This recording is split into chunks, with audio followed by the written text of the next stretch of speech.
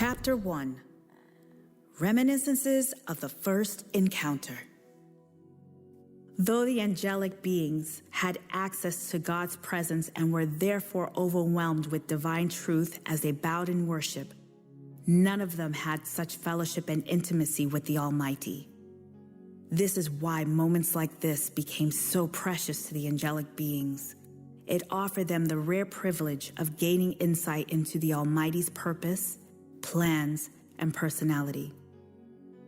The angels witnessed this intimate fellowship between man and his heavenly Father, Ephesians 3, verses 9 through 12. It also gave them a better understanding of life and the laws and governance of the universe. For Adam, there was just too much to comprehend in each divine encounter with the Ancient of Days. Each glimpse of his face was an electrifying and awe-inspiring encounter that overwhelmed every fiber of Adam's being, causing him to cry out in reverential awe. It would not be too hard to imagine that the Lord often left while Adam was still basking in the joy of this moment, awestruck and overwhelmed by the avalanche of love that flowed from the Father and now filled his heart as he lay prostrate on the ground. It is in such encounters that we find the true motivation to worship with fresh passion.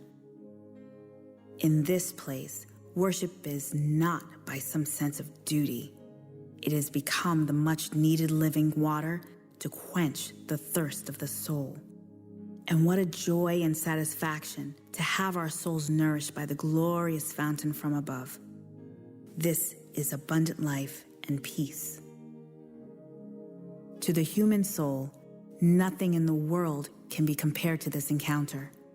True worship is not done out of necessity or duty.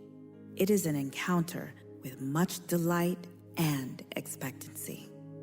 But when Adam fell, it became the greatest gloom and sadness you can ever imagine.